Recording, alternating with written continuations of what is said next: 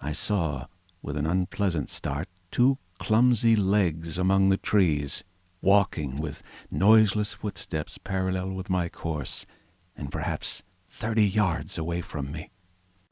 The head and upper part of the body were hidden by a tangle of creeper. I stopped abruptly, hoping the creature did not see me. The feet stopped as I did. So nervous was I that I controlled an impulse to headlong flight with the utmost difficulty. Then, looking hard, I distinguished through the interlacing network the head and body of the brute I had seen drinking. He moved his head. There was an emerald flash in his eyes as he glanced at me from the shadow of the trees, a half-luminous color that vanished as he turned his head again. He was motionless for a moment, and then with noiseless tread began running through the green confusion. In another moment he had vanished behind some bushes. I could not see him, but I felt that he had stopped and was watching me again. What on earth was he? Man or animal? What did he want with me? I had no weapon, not even a stick. Flight would be madness. At any rate, the thing, whatever it was, lacked the courage to attack me. Setting my teeth hard, I walked straight towards him. I was anxious not to show the fear that seemed chilling my backbone. I pushed through a tangle of tall, white-flowered bushes and saw him 20 yards beyond, looking over his shoulder at me and hesitating. I advanced a step or two, looking steadfastly into his eyes. "Who are you?" said I. He tried to meet my gaze. "No," he said suddenly, and turning went bounding away from me through the undergrowth. Then he turned and stared at me again. His eyes shone brightly out of the dusk under the trees.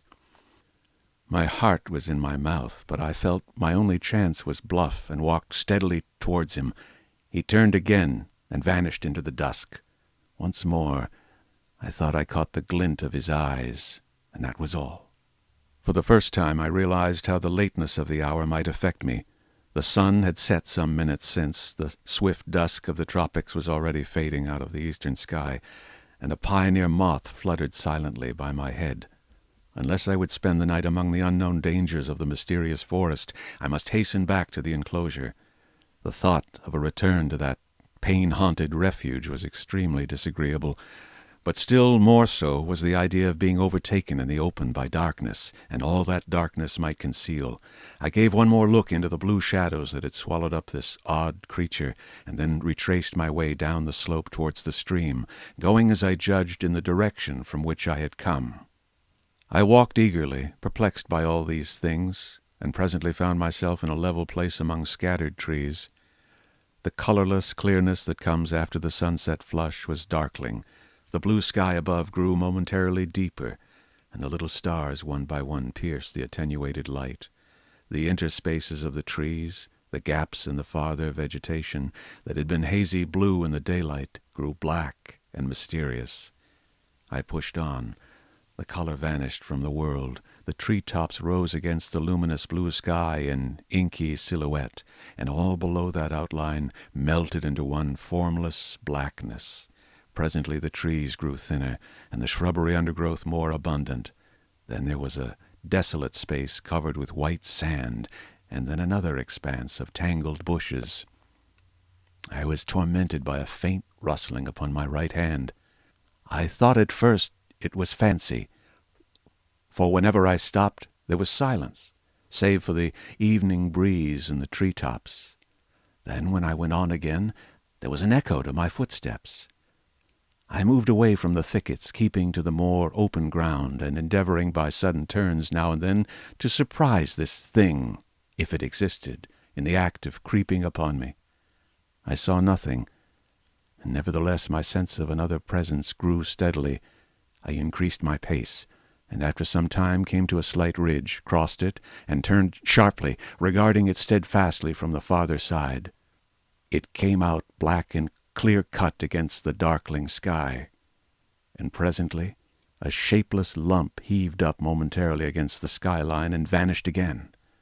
I felt assured now that my tawny-faced antagonist was stalking me again, and coupled with that was another unpleasant realization, that I had lost my way. For a time I harried on hopelessly perplexed. pursued by that stealthy approach. Whatever it was, the thing either lacked the courage to attack me, or it was waiting to take me at some disadvantage. I kept studiously to the open. At times I would turn and listen, and presently I half persuaded myself that my pursuer had abandoned the chase, or was a mere creation of my disordered imagination. Then I heard the sound of the sea. I quickened my footsteps almost to a run, and immediately there was a stumble in my rear. I turned suddenly and stared at the uncertain trees behind me. One black shadow seemed to leap into another. I listened, rigid, and heard nothing but the creep of the blood in my ears. I thought that my nerves were unstrung, and that my imagination was tricking me, and turned resolutely towards the sound of the sea again. In a minute or so the trees grew thinner, and I emerged upon a bare, low headland running out into the somber water. The night was calm and clear, and the reflection of the growing multitude of the stars shivered in the tranquil heaving of the sea. Some way out, the wash upon an irregular band of reef shone in a pallid light of its own. Westward I saw the zodiacal light mingling with the yellow brilliance of the evening star. The coast fell away from me to the east, and westward it was hidden by the shoulder of the cape. Then I recalled the fact that Moreau's beach lay to the west. A twig snapped behind me, and there was a rustle. I turned and stood facing the dark trees. I could see nothing, or else I could see too much. Every dark form in the dimness had its ominous quality, its peculiar suggestion of alert watchfulness. So I stood for perhaps a minute, and then, with an eye to the trees still, turned westward to cross the headland. And as I moved, one among the lurking shadows moved to follow me. My heart beat quickly. Presently the broad sweep of a bay to the westward became visible, and I halted again. The noiseless shadow halted a dozen yards from me. A little point of light shone on the further bend of the curve, and the gray sweep of the sandy beach lay faint under the starlight.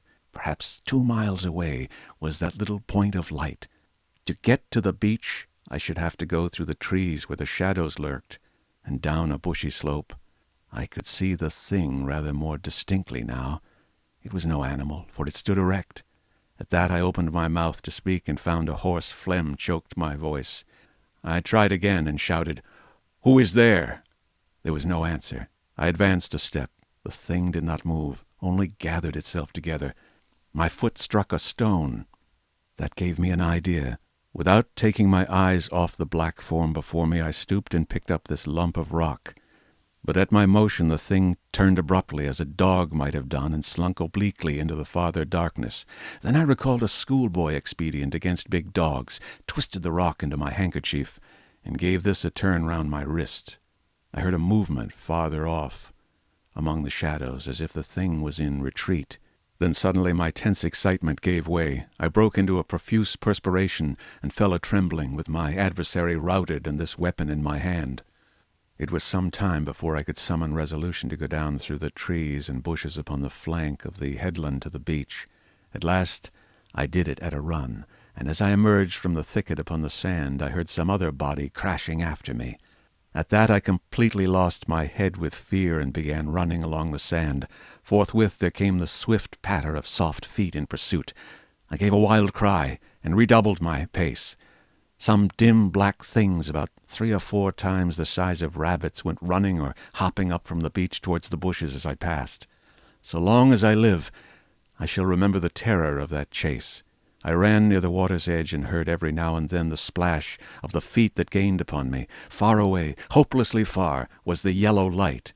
All the night about us was black and still. Splash, splash came the pursuing feet, nearer and nearer. I felt my breath going, for I was quite out of training. It whooped as I drew it, and I felt a pain like a knife at my side. I perceived the thing would come up with me long before I reached the enclosure, and, desperate and sobbing for breath, I wheeled round upon it, and struck it as it came up to me, struck with all my strength. The stone came out of the sling of the handkerchief as I did so.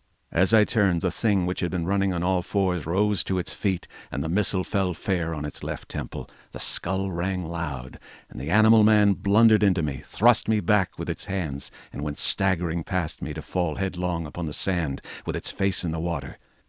And there it lay still. I could not bring myself to approach that black heap. I left it there, with the water rippling round it under the still stars, and, giving it a wide berth, pursued my way towards the yellow glow of the house, and presently, with a positive effect of relief, came the pitiful moaning of the puma, the sound that had originally driven me out to explore this mysterious island. At that, though I was faint and horribly fatigued, I gathered together all my strength and began running towards the light. It seemed to me a voice was calling me.